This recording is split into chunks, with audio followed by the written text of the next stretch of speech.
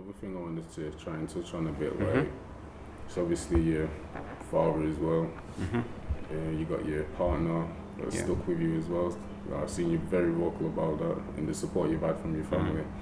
Like, how's that changed you being able to be the parent and the... Like I said, in the early stages, I was because my son wasn't born yet when I came out of the hospital, and my partner was still pregnant, and he was born, what was it, September, born in the February, after the following year after the injury. When he was born, I was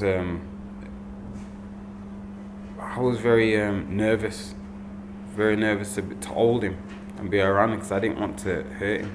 I feared that I would hurt him because I was always at risk of having a seizure, because I had a seizure at the time of the accident. So I'm on I was on a medication to help stop me from having seizures, but to try and prevent me of developing epilepsy. I still have an increased risk of developing epilepsy now. So I always had that in the back of my mind. So that also impacted how my relationship was with the rest of the kids playing about. I didn't want to put them in any danger. It was fear, yeah. It's very frightening. It's still frightening now, but it's something that I've had to deal with head on, and it's taken time to adjust to that and think to myself, well, I have to make sure I don't place them in any kind of danger, and make sure when I'm around, I'm informing other people what I'm doing so they know what's happening as well. So you're finding the compromise. And yeah. So the reason why I was asking so much about the journey of where you've gone through so far is more to paint a more down picture of what you've gone through. Now we can look at the positives, because me watching you for the past couple of years now, I see you putting up more family videos. You're more vocal about your treatment you're having and developing. And I know boxing wasn't the only thing you was into, because we've seen you on Wiped Out, you're into your fitness and all of them things. So obviously for people that still look at you as a role model, because you're very positive, and me knowing you, you're not going to let this affect you going forward. So then the question is now, what is the future plan for you now as you're feeling better with yourself? Like, where do you want to take this? Because you've started something with the book, I think, because you highlighted a big issue. Because it doesn't happen, I think. It's a very good question. Future, there's many different kind of paths that I could have gone down. The path that I'm on right now is the path of recovery and rehabilitating myself to make myself a lot stronger. So it makes my future and my family's future a lot better, and other people's who I can possibly help. So I always like to help other people in fitness and encourage them to take accountability of, and then improve their own health and fitness, and give them something constructive to do. So eventually that will be what I want to do in the future. I don't know what kind of capacity it will be in. I'll definitely go into coaching and fitness and personal training again, but I want to do something a little bit more different as well. But it's thinking how to go about doing that.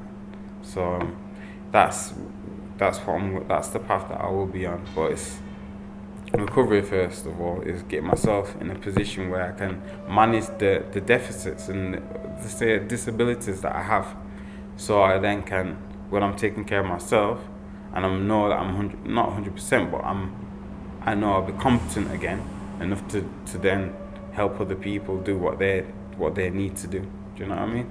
So it's just about getting right, and then making sure I'm in that position to then help other people in whatever way I possibly can to help progress. What's the word? Just basically help better their own lives, and their basically standard of living kind of thing. Which I think you will, because like I said with the book, one thing I noticed with people that were into boxing was how aware you made them, where you made them of that if it goes wrong, people aren't necessarily going to have that support and backing with you. So with the 2-year journey you've had since then now, do you think there's more to be told?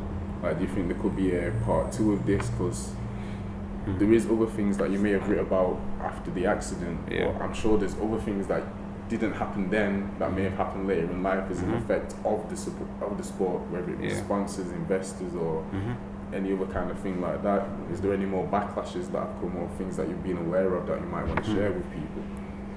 There's always something, and there's always many kind of obstacles to try and hurdles to leap over, because I'm making people aware of what's happened to myself and what could happen to other people, and there isn't that much. I've created the awareness is there within the book, but there hasn't been that much,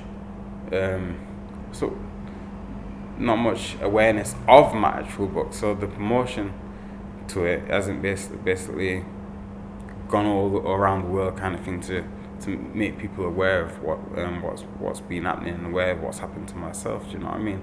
So it's just trying to find out ways to promote it a little bit more and make more people aware of what's actually happened, because people could learn from my mistakes. Do you know what I mean? Because I've made mistakes. This whole journey is and how I've recorded it could help other people in what and how they go about doing their things, you know, with regards to in boxing.